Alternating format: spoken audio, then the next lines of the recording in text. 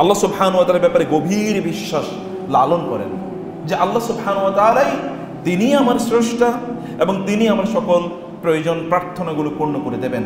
এই গভীর অনুভূতি নিয়ে আল্লাহর কাছে দোয়া করতে হয়। আল্লাহ রাসূল সাল্লাল্লাহু আলাইহি ওয়াসাল্লাম বলেছেন, উদউল্লাহ ওয়া আনতুম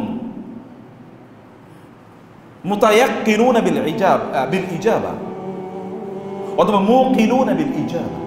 তোমরা যখন আল্লাহর কাছে দোয়া করবে তখন তোমরা এই গভীর বিশ্বাস নিয়ে দোয়া করো যে আল্লাহ তোমাদের দোয়া কবুল করে নেবেন।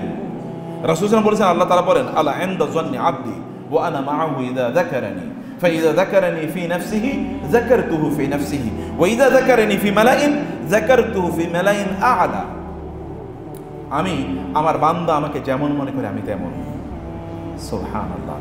যদি এই কথাটা একটু আপনারা ভালো করে শুনেন, উপলব্ধি করেন, আমার বান্দা আমারে যা মনে করে আমি তেমন। আমার বান্দা যদি মনে করে আমি ওরে কোনো বিপদে ফেলবো না, তাইলে আমি ওকে সকল বিপদ থেকে রক্ষা করব। শুধু ওকে আমাকে এরকম চিন্তা করতে হবে। আমার বান্দা যদি মনে করে আমি ওকে সকল কল্যাণ দেবো, তাহলে ওর যত কল্যাণ প্রয়োজন আমি সব ওরে দিয়ে দেবো। কেবল ও আমার ব্যাপারে একটা ভালো ধারণা পোষণ করুক, কেবল আমার ব্যাপারে ভালো ধারণা পোষণ করুক। আমার বান্দা যদি মনে করে আমি ওরে ভালোবাসি, তাহলে আমি ওরে ভালোবাসবো। আমার বান্দা যদি মনে করে আমি ওর প্রয়োজনগুলো পূর্ণ করে দেবো, তার প্রয়োজন পূর্ণ করে দেবো। আমার বান্দা কেবল মনে করতে হবে এরকম। যখন জাকারিয়া আলাইহিস সালাম বৃদ্ধ বয়সে তিনি বলেছেন, তিনি জানেন যে আল্লাহর কাছে এবং তিনি বলেছেন যে আমি আপনার কাছে চেয়ে কখনোই কি হই নাই, আমি নিরাশ হইনি, আমি আপনার কাছে চেয়ে কখনোই নিরাশ হই নাই আল্লাহ। এবং ইব্রাহিম আলাইহিস সালাম বলছেন, আমি কখনো চেয়ে আল্লাহর কাছে আপনার কাছে নিরাশ হই নাই। এই কারণে তিনি আল্লাহর কাছে চেয়েছেন। দুইজনের বয়স প্রায় কি 90-91। ইব্রাহিম আলাইহিস সালামের বয়স প্রায় 91, তার স্ত্রীর বয়স প্রায় 89। এবং অন্যদিকে জাকারিয়া আলাইহিস সালামের বয়স প্রায় 90-এর কাছাকাছি, তার স্ত্রীর বয়স এরকম। কিন্তু দুজনকে আল্লাহ সুবহানাহু ওয়া তাআলা সন্তান দিয়েছেন। সন্তানের বাবা বানিয়েছেন আল্লাহ তাআলা দুজনকে, সন্তানের বাবা। এবং কেমন সন্তান? দুজনই নবী। সন্তানরা নবী হয়েছে। আল্লাহর কাছে তারা চেয়েছেন, আল্লাহ তুমি দাও। আল্লাহ সুবহানাহু ওয়া তাআলা যদি এই মৃত ভূমিতে, এই মরুভূমিতে বৃষ্টি নাজিল করে গাছ উৎপাদন করতে পারেন, তাহলে আল্লাহ সুবহানাহু ওয়া তাআলা কি আমরা যা চাই তা দিতে পারেন না? পারেন। এটা তো তার জন্য কিছুই। অতএব আল্লাহর ব্যাপারে আপনার গভীর বিশ্বাস হওয়ার করতে আমাদের বিশ্বাসের সংকট।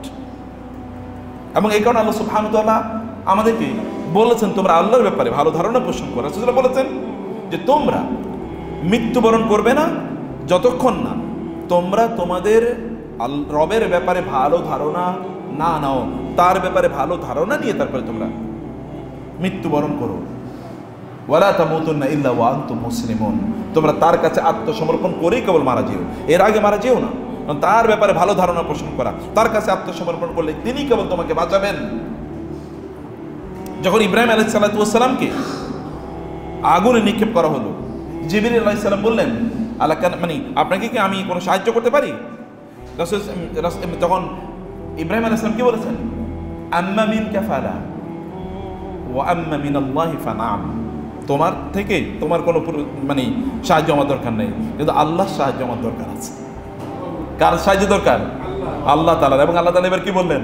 ইব্রাহিম ঠিক আছে, তুমি যেহেতু আমার সাহায্য চাইছো, এই আগুনকে আমি বলে দিলাম, ইয়া নারু কুনি বারদাও ওয়া সালামান আলা ইব্রাহিম। হে আগুন, তুমি আমার ইব্রাহিমের জন্য কি হয়ে যাও? শীতল এবং প্রশান্তিদায়ক হয়ে যাও। আগুন তাকে জ্বালায় না।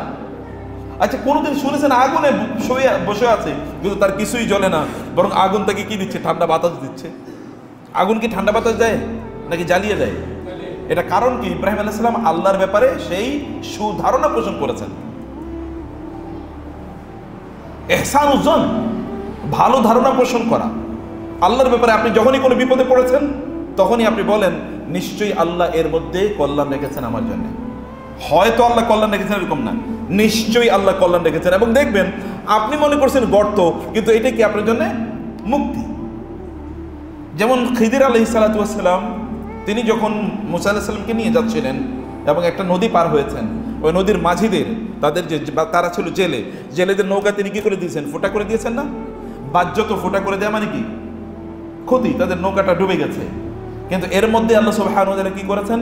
কারণ পেছনে ছিল এক অত্যাচারী শাসক, ওই অত্যাচারী জালিম স্বৈরাচার কি করতো? এর নৌকাটা নিয়ে যেত এবং এই কারণে তিনি একটু ফোঁটা করে দিয়ে এটা পানির নিচে ডুবে গেছে, এর মধ্যে ওই অত্যাচারী শাসক এখান থেকে চলে গেছে, তারা নৌকাটা উঠিয়ে তারপরে একটু তালি লাগিয়ে আবার নৌকা চালাচ্ছে।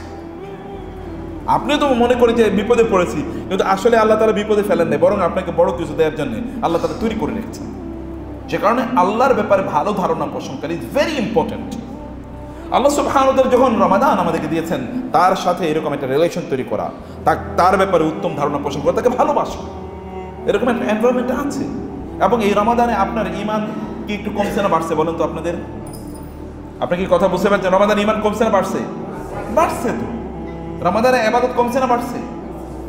বেড়েছে।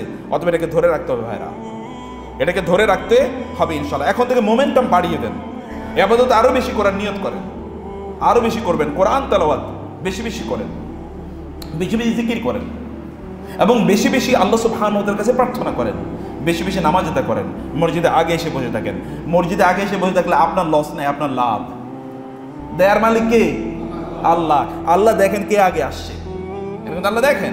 আস-সাবিকুন আস-সাবিকুন উলাইকাল মুকাররাবুন ফি জান্নাতিন নাঈম সুল্লাতুম মিনাল আউয়ালিন ওয়া কালিলুম মিনাল আখিরিন। আল্লাহ তাআলা বলেছেন যারা আস-সাবিকুন আস-সাবিকুন, যারা দৌড়ে আসে আমার জন্য, আমার কাজ করার জন্য, উলাইকাল মুকাররাবুন, ওদেরকে আমি কাছে টেনে নিই, ওদেরকে আমি কি করি? কাছে টেনে নিই। আপনি যদি কোনো একটা প্রোগ্রামে, সবচেয়ে গুরুত্বপূর্ণ প্রোগ্রাম, আপনি সবার পেছনে থাকবেন, আপনি সবার আগে থাকবেন, তাহলে আপনাকে সবাই তিনি দেখবেন যিনি আলোচনা করছেন, আপনি সবার চোখে পড়বেন। আল্লাহ চোখে পড়েন, আল্লাহ আপনাকে দেখছেন বটে, তো তারপর আপনি কেন পেছনে থাকবেন? পিছিয়ে থাকবেন না।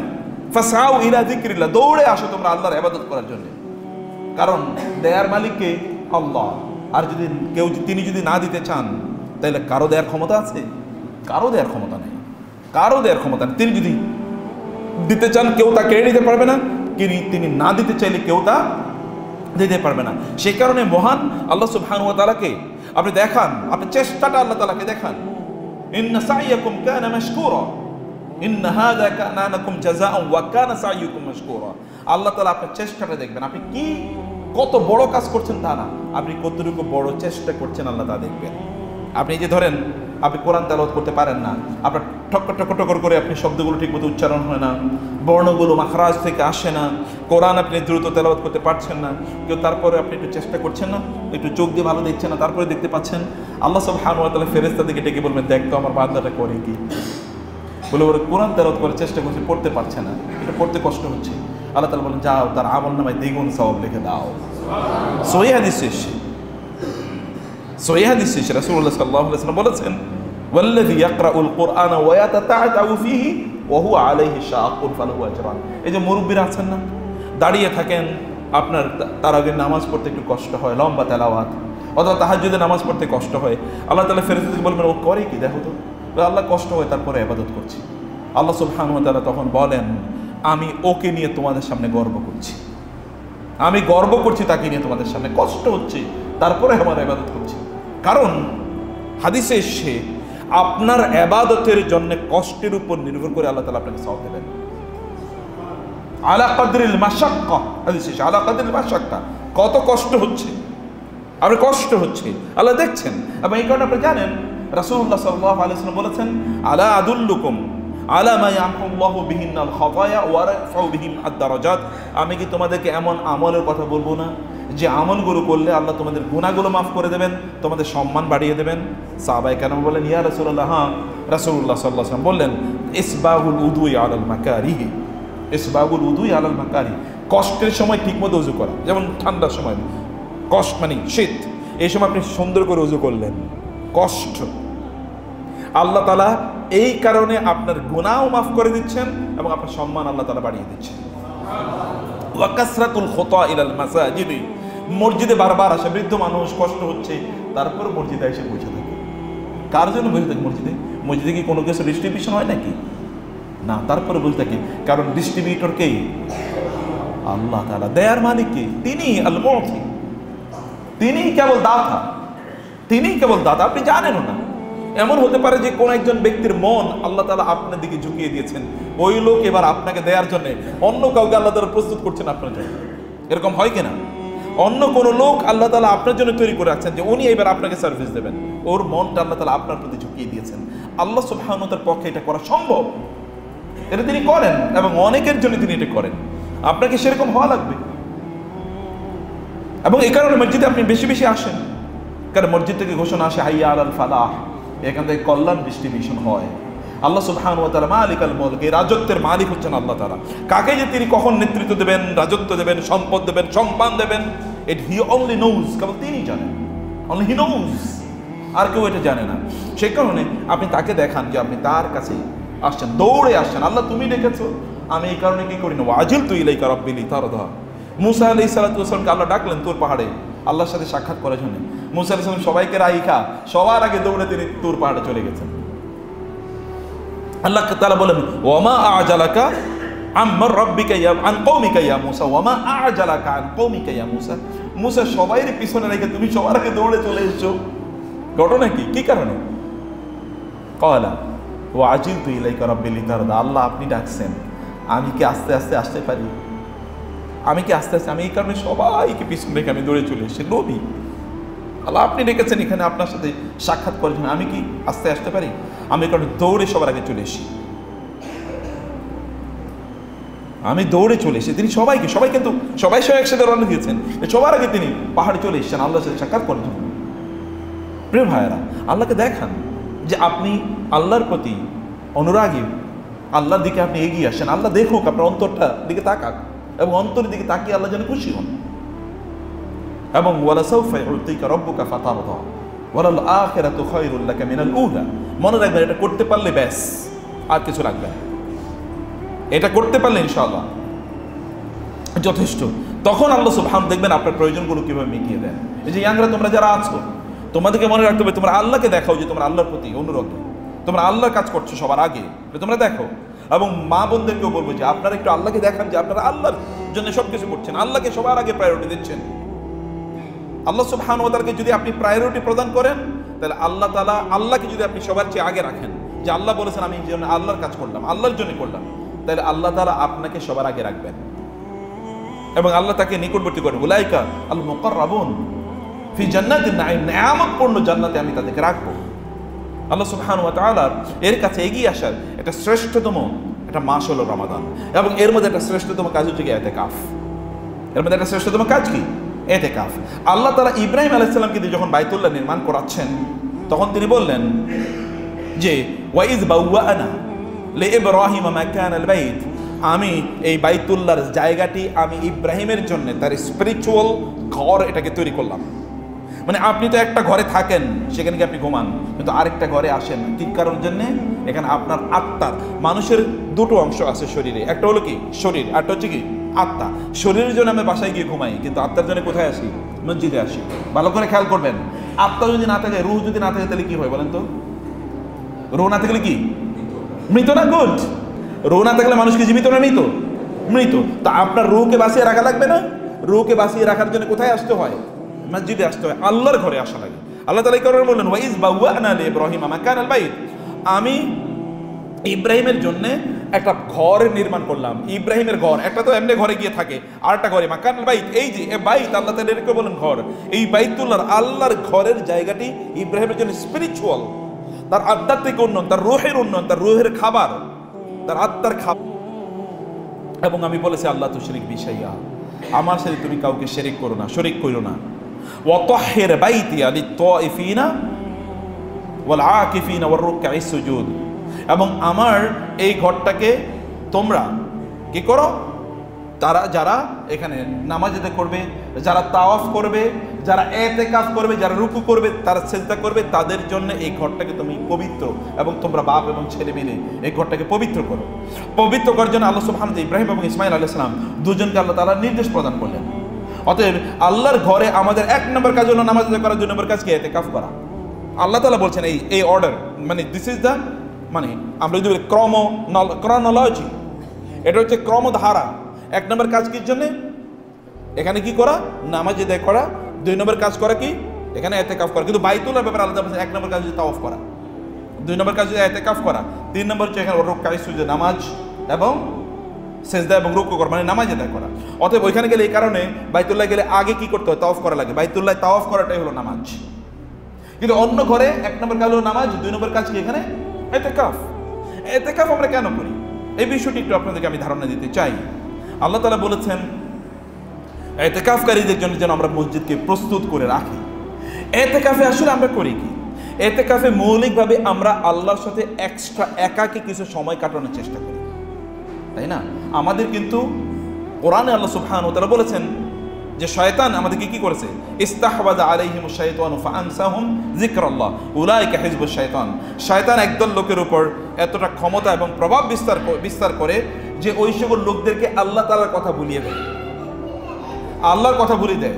ওয়াস্তাফজিজ মান ইসতাতা মিনহুম বিসাউতিক ওয়াজলিব আলাইহিম বিখাইলিকা ওয়া রাজলিক ওয়া শারিকহুম ফিল আমরি ওয়া শারিকহুম ফিল আমওয়ালি ওয়াল আওলাদি ওয়াইদহুম ওয়া মা ইয়াইদুহুম শাইতান ইল্লা গুরুরা। আল্লাহ তাআলা কোরআনে বলেছেন শয়তানের ব্যাপারে যে শয়তান আল্লাহর কাছ থেকে ক্ষমতা চেয়ে নিয়েছেন, শয়তান যেন তার আওয়াজের মাধ্যমে, সাউন্ডের মাধ্যমে মানুষকে কি করতে পারে, মানুষকে তার বাগে নিয়ে আসতে পারে, তার অধীনে নিয়ে আসতে পারে, তার নিয়ন্ত্রণে নিয়ে আসতে পারে। এবং শয়তান তার সাউন্ডের মাধ্যমে কিভাবে নিয়ন্ত্রণে নিয়ে আসে দেখবেন, শয়তান ভয়াবহভাবে বক্তব্য দেবে, মোটিভেশন দেবে আপনাকে, তোমার টাকা পয়সা লাগবে, তোমার অনেক বড় কি ক্ষমতা লাগবে, তোমার অনেক বড় বাড়ি লাগবে, তোমার গাড়িটা আরো সুন্দর লাগবে, তোমার ছেলে মেয়েদেরকে অনেক বড় জায়গায় পড়াতে হবে, এগুলোর জন্য তুমি দুনিয়া নিয়ে ব্যস্ত থাকো, কারণ এগুলো করার জন্য তোমার টাকা পয়সা লাগবে না। তুমি একটু ভালো থাকার দরকার আছে না, তোমার অধিকার আছে না ভালো থাকার, তুমি একটু ভালো থাকতে চাও, এটা কি খারাপ কোনো কিছু নাকি? ওয়াস্তাফজিজ মান ইসতাতা মিনহুম বিসাউতিকা। শয়তান তার সাউত, আওয়াজ ব্যবহার করে, সাউন্ড ব্যবহার করে। তার sound is his power, sound is his weapon. সে তার অস্ত্রটাকে ব্যবহার করে। অস্ত্রটা কিন্তু কথা, শয়তান মোটিভেশন দিচ্ছে, এই মোটিভেশন আপনার ভেতরে ঢুকে যাচ্ছে, এটা ওয়াসওয়াস আকারে। আল্লাযী ওয়াসওয়াসু ফি সুদুরিন নাস। কিভাবে? আপনাকে বলছে যে আপনার এটা লাগবে, এবং আপনাকে বলছে যে আপনি মানে এই কাজটা করেন, এই কাজটা করলে আপনার দুনিয়ার এরকম উন্নতি হবে, এবং আপনি এর মধ্যে ঢুকে যাচ্ছেন। অথবা শয়তান আপনাকে কি করবে, গান শোনাবে বিসাউতিকা। অনেক সুন্দর গানে আপনাকে যে young generation music, latest music, গান না শুনলে নাকি ভালো লাগে না, গান নাকি হৃদয়ের খোরাক। এখন আপনি গান শুনবেন, অতএব গান শোনার মাধ্যমে শয়তান কিন্তু তার পথে আপনাকে নিয়ে যাচ্ছে, বিসাউতিকা, তার আওয়াজ, তার সাউন্ড। 3 নম্বরে কি, শয়তান তার বিভিন্ন ধরনের সুন্দর সুন্দর কথা আপনার সামনে হয়তো উপস্থাপন করবে। এই উপস্থাপন সেটা সিনেমার মাধ্যমে হতে পারে, সেটা নাটকের মাধ্যমে হতে পারে, সেটা আপনার থিয়েটারের মাধ্যমে হতে পারে। বিভিন্নভাবে সুন্দর সুন্দর কথা উপস্থাপন করবে, এবং এর মাধ্যমে কিন্তু আপনি শয়তানের পথে চলে যাচ্ছেন। শয়তান হতে পারে নোভেল, মানে উপন্যাস বই, বিভিন্ন ধরনের বই, গল্পের বই। আপনার কাছে এটা হুমায়ুন আহমেদের গল্পের বই, আপনার কাছে রবীন্দ্রনাথের গল্পের বই, আপনার কাছে শেক্সপিয়রের গল্পের বই, আপনার কাছে ডিটেকটিভ ব্রান্সের মাসুদ রানা সিরিজ, এগুলো আপনার কাছে খুব ভালো লাগবে, এগুলো নিয়ে আপনি পড়ে আছেন, আপনার এগুলো ভালো লাগে এবং এগুলো আপনি পড়ছেন। You are investing your time in order reading novels. আপনি বিভিন্ন গল্পের বই পড়ছেন, এগুলো পরে আপনার ভালো লাগে, এগুলো পরে আপনি সারা রাত কাটিয়ে দিচ্ছেন। এই শয়তান ইন্সপিরেশন। আল্লাহ বলেছেন ওয়াশ-শুআরাউ ইয়াত্তাবিউহুমুল গাউন আলাম তারা আন্নাহুম ফি কুল্লি ওয়াদি ইয়াহিমুন ওয়া আন্নাহুম ইয়াকুলুনা মা লা ইয়াফআলুন। শয়তানদেরকে অনুসরণ, মানে শুআরা, কবিদেরকে, সাহিত্যিকদেরকে অনুসরণ করে কারা? আল গাউন, পথভ্রষ্টরা। সাহিত্যিকদের কথা শুনে, কবিদের কথা শুনে চলে কারা? পথভ্রষ্টরা। আলাম তারা আন্নাহুম ফি কুল্লি ওয়াদি ইয়াহিমুন। তারা কি দেখে না? তুমি কি দেখো না? আপনি কি দেখেন না? আপনারা কি দেখেন না যে এই কবি এবং সাহিত্যিকরা তারা সকল জায়গায় বিচরণ করে? মদের হাউসেও তারা যায়, জুয়ার হাউসেও তারা যায়, প্রস্টিটিউশন সেন্টারেও তারা যায়, পতিতাদের জায়গাগুলোতে তারা যায়। তারা সবার পক্ষে।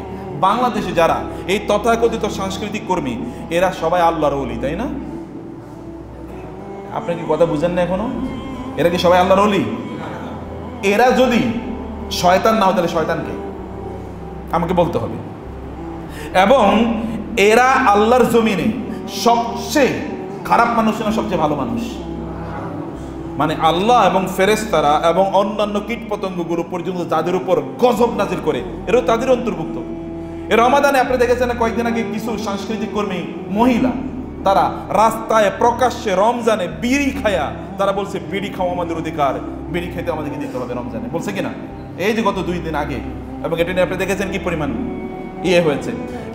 মানে দিস ইজ হ্যাপেনিং বাংলাদেশে। আপনারা মনে করছেন যে বাংলাদেশ যদি মানে হয়ে গেছে, এটা সব জান্নাতুল ফেরদাউস হয়ে গেছে বাংলাদেশ, এরকম একটা ভাব। এখানে 90% মানুষ মুসলমান এবং হাজার হাজার মসজিদ মাদ্রাসা, সেখানে এই কয়েকটা মেয়ে অর্ধ উলঙ্গ পোশাক পরে তারা বিড়ি খাচ্ছে এবং তারা বলছে বিড়ি খাওয়ার, প্রকাশ্যে রমজানে বিড়ি খাওয়ার, মানুষের সামনে, মহিলারা, মেয়েরা মানুষের সামনে বিড়ি খাওয়ার অধিকারের জন্য ওরা আন্দোলন করতেছে। এবং ওইখানে ক্যামেরা নিয়ে যাইতেছে কারা দেখানোর জন্য? সাংবাদিকরা সব মহিলা, সব নাস্তিক নাকি? হ্যাঁ, এই সাংবাদিকরা তো পুরুষ, ইয়াং পোলাপাইন। ওরা গিয়ে এই 8-10 জন 15-20 জন মেয়েরে দেখানোর জন্য ওইখানে 50 জন সাংবাদিক চলে গেছে। এই সাংবাদিকরা কি এরা মহিলা না পুরুষ? দেখতে দেখতে পুরুষ, কিন্তু আতর ভেতর দেখতে কি হলো? ওই মহিলারা রমজানে বিড়ি খাইবো আর এরা গিয়ে ওগুলো ক্যামেরা বন্দি করে এবং টেলিভিশনে দেখায়। কি নির্লজ্জ, কি পৌরসত্বহীন, কি ব্যক্তিত্বহীন এরা।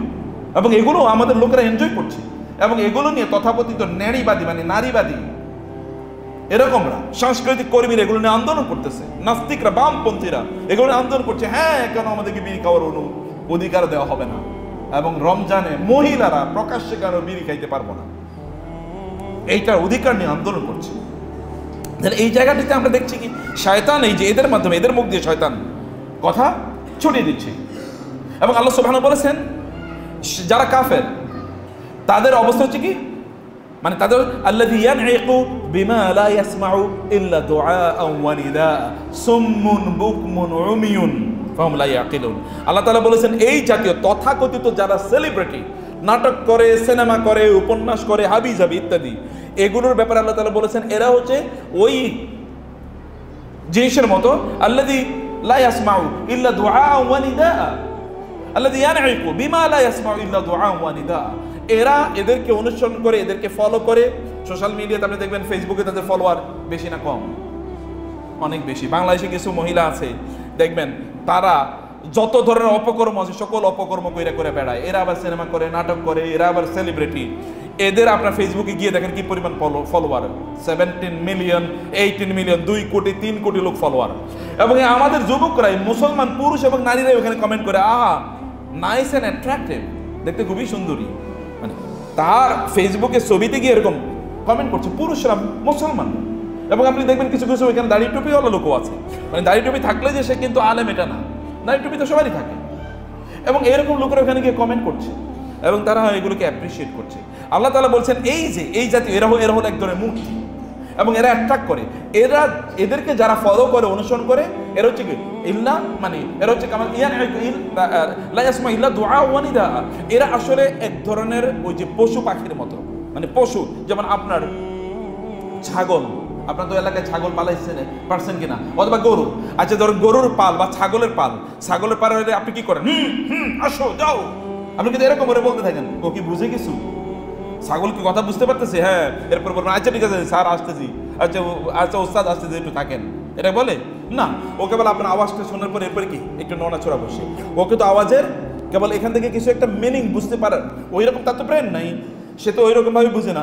সে এখান থেকে একটা অভ্যস্ততা তার তৈরি হয়েছে। আপনি পিটাইলে সে সামনে যাবে, আপনি টানলে সে সামনে যাবে, একটা অভ্যস্ততা তৈরি হয়েছে, একটা ট্রেনিং তার নেওয়া হয়েছে। এবং একদল লোক এই যে সোশ্যাল মিডিয়াতে আমরা যাদেরকে ফলো করি, এই সেলিব্রিটিরা আমাদের কিন্তু এরকম গরু ছাগল বানিয়ে রাখছে।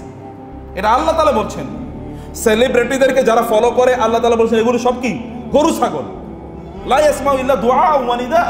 এবং আল্লাহ বলছেন সুম্মুন বুকমুন উমিয়ুন, এরা হচ্ছেন অন্ধ, এরা বধির এবং এরা বোবা, যারা এদেরকে অনুসরণ করছে। এবং এই কাজগুলো করছে শয়তান এদেরকে দিয়ে। আল্লাহ তাআলা বলছেন ওয়াস্তাফজিজ, তাদেরকে তুমি নিয়ন্ত্রণ করো, তোমার অধীনে নিয়ে আসো। মানিস্তাতা মিনহুম বিসাউতিক, তোমার আওয়াজ দিয়ে। অতএব এই যে আপনারা যারা শুনছেন, আমি সবাইকে বলবো এই জাতীয় সেলিব্রিটিদেরকে অনুসরণ করা, তাদের কথা, এর মাধ্যমে কিন্তু শয়তান মূলত ওদের মুখ দিয়ে কথা বার করে। শয়তান মূলত ওদের জামা কাপড়গুলো, সামনে ঈদ চলে আসতেছে, এখন আপনি কার মতো করে জামা কিনবেন? আপনি এই যে সামনে ঈদ চলে আসছে, আপনি কার মতো করে জামা কিনবেন? আপনি ওই নায়িকা কেমন জামা পরে, ওই নায়ক কেমন জামা পরে। এই যে পোলাপান দেখেন কার মতো চুল কাটতেছে, চুল কাটছে কার মতো? মেসির মতো করে চুল কাটতে হবে, অমকের দেখছি এরকম চুল কাটতে হবে। কই আল্লাহ রাসূল কেউ চুল কেটেছে? এটা তো আপনি জিজ্ঞেস করেন না। এবং আপনারা যখন যেখানে সেলুনগুলোতে যান, সেলুনগুলোতে রাসূল সাল্লাল্লাহু আলাইহি ওয়াসাল্লাম এইভাবে চুল কাটতেন, এরকম কোনো ছবি দেখতে পাচ্ছেন? তাহলে কার চুল কাটার? অমক সেলিব্রিটি, অমক মডেল, অমক তারকা, অমক নায়ক, অমক গায়ক, অমক খেলোয়াড়, অমক জানোয়ার কিভাবে চুল কাটছে এগুলো এখানে সব দেখা আছে। এবং আমরাও ওই সকল তাদের মতো করে চুল কাটার জন্য আমরা অনুপ্রাণিত হচ্ছি, দেখানো হয় যে তুমি এরকম কাটছো না, কি কাটছো। তাহলে ওরা আমাদেরকে ইনফ্লুয়েন্স করছে। ওয়াজলিব আলাইহিম বিসাউতিকা, মানে এবং বিখাইলিকা ওয়ারাজিলিক। আল্লাহ তাআলা বলেছেন যে শয়তান আমাদেরকে আক্রমণ করে তার পুরা বাহিনী নিয়ে, ওয়াশারিকুম ফিল আমওয়ালি ওয়াল আওলাদ, এবং আমাদের সন্তান, আমাদের সম্পদ, এগুলোর মধ্যে শয়তানের কি আছে? অংশগ্রহণ আছে। মনরা ভালো করে খেয়াল করবেন, ভাইরা ভালো করে খেয়াল করবেন। আপনার যে সন্তান জন্ম নিয়েছে না, এই সন্তান একা আপনি নেই, এই সন্তানের বাবা বা মা না, এই সন্তানের বাবা বা মায়ের মধ্যে একটা অংশ আছে শয়তানের। কেমনে শয়তানের অংশ আছে? কারণ আপনি যখন বিয়ে শাদী করেছেন তখন শয়তানের মধ্যে করে আপনি বিয়ে করছেন, শয়তান যেভাবে বলছে। কারণ বিয়ে হয়েছে এখন ডাক ডোল বাদ্য, এটা না বাজালে কেমনে? বউরে যদি আমি চিড়িয়াখানার প্রাণীর মতো একটু দাঁড়া করে না রাখি তাহলে কেমনে হইল? আমার বউয়ের সাথে আমার ফ্রেন্ডটা ছবি তুলবেন, এটা কোনো কথাবার্তা হইল? একটু গান বাদ্য হবে না, এটা কোনো কথাবার্তা হলো? তাহলে শুরুই তো হয়েছে শয়তানের এজেন্ডা দিয়ে। তাহলে শয়তান এখানে অংশগ্রহণ করছে কিনা? আছে। আপনার সন্তান কেবল আপনি তার বাবা না, শয়তানও বাবা। আল্লাহ বলছেন, আমি বলিনি, ওয়াশারিকুম ফিল আমওয়ালি ওয়াল আওলাদ ওয়াইদহুম, এবং শয়তান আমাদেরকে বিভিন্ন ধরনের ওয়াদা দেয়, শয়তান ওয়াদা দেয়। এবং আপনি আপনার সন্তানকে নিয়ে কি করছেন? মায়েরা যেমন সন্তানকে দুধ পান করাচ্ছে, দুধ পান করে সিনেমা দেখতেছে, যার দুধ পান করাচ্ছে, তাহলে শয়তানের নিজের মধ্যে খাওয়াচ্ছে। আপনি কি খাচ্ছেন জানেন না তো? শয়তানের ফিলসফি, তার দর্শন, তার আদর্শ অলরেডি ওর মধ্যে পেটের মধ্যে ঢুকে গেছে। আপনার সন্তান আপনার পেটে আছে, তখন আপনি নাটক দেখতেছেন, উপন্যাস দেখতেছেন, আপনি তখন অর্ধুলঙ্গ অবস্থায়, আপনি বিভিন্ন জায়গায় খেলখেলিয়ে হাসতেছেন, পুরুষের সাথে দেখা সাক্ষাৎ করছেন, বাজারে ঘাটে আপনি ঘুরছেন, আপনি গান বাদ্য শুনছেন, আপনি ইউটিউবে ফেসবুকে বিভিন্ন ধরনের শর্টস রিলস ইত্যাদি দেখে দেখে আপনি সময় কাটাচ্ছেন। শয়তান কিন্তু অলরেডি ঢুকে গেছে। এবং ওই যে কারণ সন্তানকে লালন পালন করা, তাকে ধারণ করা, এর জন্য শয়তানের ওখানে কি অলরেডি পার্টিসিপেশন আছে, আল্লাহ বলছেন। এবং শয়তান আমাদেরকে বিভিন্ন ওয়াদা দেয় যে তুমি এটা করলে এটা হবে, এটা করলে তুমি দুনিয়াতে এরকম দৌড়াইলে ওই টাকা মানে লিখবা, ওইটা করলে ওটা করবা, ওইটা করলে ওটা করবা। আপনি শয়তানের এজেন্ডের পেছনে ঘুরেন, আপনি দেখেন না আল্লাহ কি বলেছে, আল্লাহ রাসূল কি বলেছে, দিন কি বলেছে, ইসলাম কি বলেছে, এদিকে আপনি ঘুরেন না। ফলে শয়তান আমাদেরকে এইভাবেই পথভ্রষ্ট করে দেয়। কিন্তু এই রমাদানে আল্লাহ তাআলা শয়তানকে বুদ্ধি করে রেখেছেন। এখন আপনি কি ভালো মানুষ হয়ে যাওয়ার সম্ভাবনা আছে কিনা? আছে। আমরা এই যে শয়তানের এই যে ওয়াসওয়াসা বা শয়তানের যে সাউন্ড, এই সাউন্ডের কারণে আমরা দিনের পথে আসতে পারছি না। এখন শয়তানের সাউন্ড কিন্তু এখন আর আগের টেলিভিশনে ছিল, এখন আর টেলিভিশনে নাই। এখন আছে কোথায়? এখন সবার চেয়ে বেশি কোথায় শয়তানের সাউন্ড? মোবাইলে। মাশাআল্লাহ, আপনারা তো অনেক বুদ্ধিমান। এখন শয়তানের সব সাউন্ড এসে ঢুকছে মোবাইলে।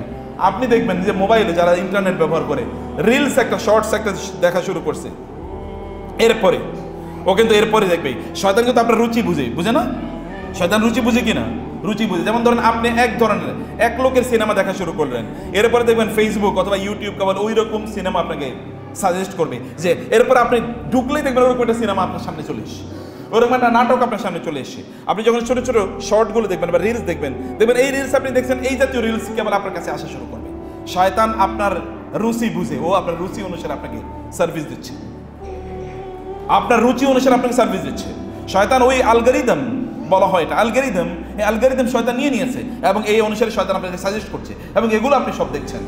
কিন্তু এই রমাদানে আল্লাহ সুবহানাহু ওয়া তাআলা এমন একটা অপরচুনিটি আপনাকে প্রদান করছেন, ইউ ক্যান রেকটিফাই ইয়োরসেলফ। আপনি আপনার নিজকে পরিবর্তন করতে পারেন। এই পরিবর্তনের জন্য গোটা রমাদান, বিশেষ করে রমাদানের সর্বশেষ যেই 10 দিন, এই 10 দিন অনেক অনেক বেশি গুরুত্বপূর্ণ। সেই 10 দিন কোন 10 দিন? লাস্ট 10 দিন, আল আশরুল আওয়াখির মিন রমাদান, রমাদানের শেষ 10 দিন। সেই 10 দিনে আমরা অসাধারণ একটি অপরচুনিটি আল্লাহ সুবহানাহু ওয়া তাআলা আমাদেরকে দিয়ে দিয়েছেন। একটা হলো আল্লাহর সাথে স্পেশালি সময় কাটানো, শয়তান থেকে অনেক দূরে সরে যাওয়া, এবং শয়তান ওয়াসওয়াসাগুলো যেন আমাদেরকে কোনোভাবে যেন আমাদেরকে পথভ্রষ্ট না করতে পারে, একটা অভ্যস্ততা তৈরি করা। লাস্টের 10 দিন ইজ সো ইম্পর্টেন্ট। যদি আপনি সত্যিকার অর্থে সিদ্ধান্ত নেন যে আমি আল্লাহমুখী জীবনযাপন করা শুরু করতে চাই, তাহলে 10 দিন আপনার জন্য খুবই গুরুত্বপূর্ণ। তখন এগুলো সকল সাউন্ড আপনাকে ডিস্টার্ব করবে না, এরকম বিভিন্ন শয়তানের বিভিন্ন এজেন্ডা আপনাকে ডিস্টার্ব করবে না, এবং এই সময় আপনি কোনোভাবে শয়তানের ওয়াসওয়াসার মধ্যে পড়ে যাবেন না। অথবা শয়তান, আপনি বলেন শয়তান তো বন্দী, তাহলে ওয়াসওয়াসা আসলে কোত্থেকে? ওয়াসওয়াসা তো মানুষ শয়তানও আছে এখনো। ওয়াসওয়াসা তো কারিন আমাদের মধ্যে রয়ে গেছে, এই কারিনও আমাদেরকে ওয়াসওয়াসা দেয়। অথবা এতদিনের অভ্যস্ততা যেটা আছে সেটা তো আছে, শয়তান আগে তৈরি করে রেখেছে। যেমন ইহুদিদেরকে বলা হলো যে তোমরা শনিবারে মাছ শিকার করো না। শনিবারে কি করতো? ওরা জেলে ছিল, শনিবারে তোমরা মাছ ধরো না। কিন্তু ওরা কি করছে? শনিবারে মাছ ধরে নেয় বটে, শুক্রবারে গিয়ে জাল পাইতে আসতো, শনিবারে ওই জালের মধ্যে মাছ ঢুকতো, রবিবারে সকালে গিয়ে মাছ ধরতো। এটা কি শনিবারে মাছ ধরা হয় নাই? হয়েছে কিনা? এবং আল্লাহ তাআলা বললেন, তোমরা যেহেতু আমার সাথে শয়তানি করছো, অতএব তোমাদেরকে শূকর এবং বানরে পরিণত করলাম আমি। যাও, ওরা শুয়োর হয়ে গেছে একদম, বানর হয়ে গেছে একদম, কারণ আল্লাহর সাথে শয়তানি করছে। আল্লাহ বলেছেন একরকম, আল্লাহর সাথে সেই আল্লাহকে ধোঁকা দেওয়ার চেষ্টা করেছে। ইউখাদিউনাল্লাহ ওয়াল্লাযীনা আমানু ওয়া মা ইয়াখতাউনা ইল্লা আনফুসাহুম। নিজেকে তারা ধোঁকা দিয়েছে। রমাদানে এই শেষ 10 দিবসে, সেই 10 দিন আপনি আল্লাহর সাথে আলাদা করে একান্তে নিবৃতে নির্জনে কেউ ডিস্টার্ব করবে না। এমনকি আপনার পরিবারের সদস্যরা পর্যন্ত আপনাকে ডিস্টার্ব করবে না, বন্ধু বান্ধব আপনাকে ডিস্টার্ব করবে না, নবল নাটক উপন্যাস ইত্যাদি আপনাকে ডিস্টার্ব করবে না, অন্য কোনো দিকে মন যাওয়ার কোনো সুযোগ নাই। এই 10টা দিন আপনি এইখানে এসে থাকতে পারেন। এই ব্যাপারে এতেকাফের ব্যাপারে এটাকে বলা হয় এতেকাফ। ইয়াতাকিফ মানে হচ্ছে নিজকে আবদ্ধ করে রাখা, কোনো জিনিসের উপর নিজকে কি করা, আবদ্ধ করে রাখা। যেমন ইব্রাহিম আলাইহিস সালাম তার পিতা এবং তার মানে ইয়েদেরকে বলেছিলেন, ওই যে সম্প্রদায়ের তার কওমের লোকদেরকে বললেন, তোমরা মা হাযিহি তামাসিলুল্লাতী আনতুম লাহা আকিফুন, মা হাযিহি তামাসিলুল্লাতী আনতুম লাহা আকিফুন, মানে কি তোমরা কি করছো, এগুলোর উপর তোমরা ইতিকাফ করছো কেন? মানে এগুলোর প্রতি এরা এখানে বসে থাকতো, এখন যারা মূর্তির সামনে কি করে গিয়ে বসে থাকে, নম করে তারা বসে থাকে এবং ওইখানে তারা মনোযোগ দিয়ে বসে থাকে, তাই না? এবং যারা তথাকথিত আপনার খাজা বাবাদের সামনে অথবা মাজারের সামনে কি বলতে ওই রকম দেখবেন একেবারে নম টাইপের বয়ে থাকে, ওইখানে তারা হচ্ছে ইতিকাফ মানে হচ্ছে পুরো মনোযোগ ওই দিকে। আল্লাহ সুবহানাহু ওয়া তাআলা ওইখান থেকে এই শব্দটি নিয়েছেন, ওইখানে তোমরা করবা না, এটা আল্লাহমুখী হও তোমরা, আল্লাহ সুবহানাহু ওয়া তাআলার সামনে রেখে তোমরা বসে থাকো। এবং এই সময় দুটো জিনিস খুবই গুরুত্বপূর্ণ হয়। একটা হচ্ছে আপনি আপনার নিজকে নিয়ে চিন্তা করতে পারেন। আমরা কিন্তু নিজকে নিয়ে চিন্তা করার কোনো সময় পাই না। আপনি গত 1 মাসে কি করছেন আপনি নিজে চিন্তা করছেন কোনোদিন? আচ্ছা, গতকাল আপনি কি করছেন আপনাকে এখন জিজ্ঞেস করে আপনার কিছুই মনে থাকবে না। আজকে মনে থাকবে না বটে, কিন্তু কিয়ামতের দিন কি হবে? কিচ্ছু বলবেন, আজকে সব বলে যান। আল্লাহ তাআলা কিয়ামতের দিন রিভার্স করবেন। আল্লাহ তো আর কোরআনে তিনি বলেছেন, কোরআনে সে কথা বলেছে যে আল্লাহ সুবহানাহু ওয়া তাআলা এই যে জমিন আছে না, এই জমিনটাকে গায়রাল আরদ ওয়াস সামাওয়াত, মানে এই জমিনটাকে তিনি ভিন্ন জমিনে রূপান্তরিত করবেন, এই আসমানগুলোকে ভিন্ন আসমানে তিনি রূপান্তরিত করবেন। ওয়া বারাসুলিল্লাহিল ওয়াহিদুল কাহ্হার, সেদিন আমরা আল্লাহ সুবহানাহু ওয়া তাআলার সামনে দলে দলে উপস্থিত হব। সেদিন সব কিছু ভিন্ন হয়ে যাবে, এই দুনিয়ার মেকানিজম ভিন্ন। এখানে যেরকম চলতেন ওইখানে গিয়ে দেখবেন না, ভিন্ন তো সব কিছু। যেমন আপনি দুনিয়াতে সব ভুলে যান, কিন্তু আখিরাতে গিয়ে কিচ্ছু ভুলবেন না, দুনিয়ার সব কথা মনে পড়বে আপনার। মালি হাদাল কিতাব লা ইউগাদিরু সাগীরাতান ওয়ালা কাবীরাতান ইল্লা আহসাহা। আপনি কি আমার কথা বুঝতে পারছেন? কথা বলেন, বুঝতে পারছেন কিনা? তোমরা বুঝতে পারছো কথা? কিয়ামতের দিন এই যে তুমি এখন এই দিকে তাকাচ্ছ, সিনেমা দেখতেছো, নাটক দেখতেছো, গান শুনতেছো, অমুক মেয়ের দিকে তাকাচ্ছ, অমুক ছেলের দিকে তাকাচ্ছ, ওয়াও নাইস এন্ড অ্যাট্রাক্টিভ, এগুলো সব কিয়ামতের দিন মনে থাকবে ছোট ছোট করে গুলো। এবং আপনি বলেন কি হলো, সব দেখি এখন কি স্পষ্ট। আল্লাহ তাআলা বলেছেন ওয়া বাসারুকাল ইয়াওমা হাদিদ, চোখ সেদিন এত শার্প হবে, ইউ উইল ভিজুয়ালাইজ এভরিথিং, সব কিছু আপনি দেখবেন এবং বলবেন আপনি সেদিন মানে ওয়া আখরাজাতিল আরদু আসকালাহা ওয়া ক্বাল ইনসানু মা লাহা ইয়াওমাইযিন তুহাদ্দিসু আখবারাহা বিআন্না রাব্বাকা আওহালাহা ইয়াওমাইযিন ইয়াসদুরুন নাসু আশতাতান লিইউরাউ আমালাহুম ফামান ইয়ামাল মিসকালা যাররাতিন। মিসকালা যাররা মানে কি? ছোট, কতটুকু ছোট? যাররা মানে কি? যাররা মানে হচ্ছে পিঁপড়া, ছোট, সবচেয়ে ছোট পিঁপড়াকে বলে যাররা। এবং কালো পিঁপড়া, আচ্ছা যেই কালো পিঁপড়া, কালো রাতে কালো পিঁপড়া, কালো কোনো মানে ইয়ের উপরে যদি পাতিলের উপর যদি চলে আপনি কি দেখতে পাবেন? রাতও কালো, মানে অন্ধকার রাত, পিঁপড়াও কালো, আবার পাতিলও কালো। এরকম পিঁপড়া দেখা যায়? দিনের বেলায় তো আপনি এরকম পিঁপড়া দেখা মুশকিল, এখানে কোথায় পিঁপড়া ছিল আমরা দেখা মুশকিল। এইরকম পিঁপড়া, এটা বলে যাররা, এইরকম পিঁপড়ার মতো অনুপরিমাণ কোনো কাজও আপনি সেই দিন দেখবেন, ও আমি এইটা করছিলাম, এইটাও এখানে লেখা আছে। এবার সব মনে পড়ে যে হ্যাঁ ওই দিন জুমার নামাজে বসে আমি একটু অন্য মনোযোগী হয়ে পড়ছিলাম, আমি খতিব আলোচনা করছেন একটা আমি অন্য কথা চিন্তা করছিলাম, তখন আপনার মনে পড়বে, তখন আপনার মনে পড়বে এবং আপনি সে বলবেন ইয়া হাসরাতানা আলা মা ফাররাতু ফি জামবিল্লাহ, হায় আমি আল্লাহর অবাধ্যতায় কি অপরাধ করেছিলাম, হায়। সেটা আপনি বলতে থাকবেন, সেটা আপনি বলতে থাকবেন। সেই কারণে এই যে অ্যাটেনশন আমাদের কিন্তু এখন শয়তান কিন্তু আমাদের সবচেয়ে বড় ক্ষতি করেছে, অ্যাটেনশন ধ্বংস করে দিয়েছে। আপনি এখন মনোযোগী না, নামাজ পড়তে গেলে 1 রাকাত নামাজে সব মনোযোগ ঠিক থাকে? আপনি দেখবেন এই যে 1 মিনিটের নামাজে তো সব মনোযোগ নাই, কি যে এর আগে পড়ছি মনে নেই, দাঁড়িয়ে যে আপনি সানা পড়বেন এটাই তো মনে থাকে না, তাই না? আল্লাহুম্মা বাঈদ বাইনি ওয়া বাইনা খাতায়া, অনেকাংশ সময় মনে থাকে না। আউযুবিল্লাহ বিসমিল্লাহ পড়ে সূরা ফাতিহা শুরু করবেন, তাই তো মনে থাকে না। সূরা ফাতিহার পরে কোন সূরা পড়ছি এটা দ্বিতীয় রাকাতে গিয়ে মনে নাই কোন সূরা পড়ছি, এরকম হয় কিনা? হয়তো 1 মিনিটের অ্যাটেনশন নাই, শয়তান অ্যাটেনশন ধ্বংস করে দিয়েছে, শয়তান অ্যাটেনশন ধ্বংস করে দিয়েছে। এবং যত দিন যায় তত অ্যাটেনশন আরও ধ্বংস হয়, কারণ এর মাধ্যমে শয়তান আমাদের আল্লাহ মানে আপনি যত অ্যাটেনশন যত ধ্বংস হবে তত আপনি আল্লাহমুখী হতে পারবেন না। শয়তান আপনাকে আল্লাহ থেকে বিমুখ করে দিয়েছে অ্যাটেনশনগুলোকে ধ্বংস করে দেওয়ার মাধ্যমে। অতএব অ্যাটেনশনটাকে আপনি আল্লাহমুখী করার জন্য এই রমাদান ইতিকাফ ইজ ভেরি ইম্পর্টেন্ট।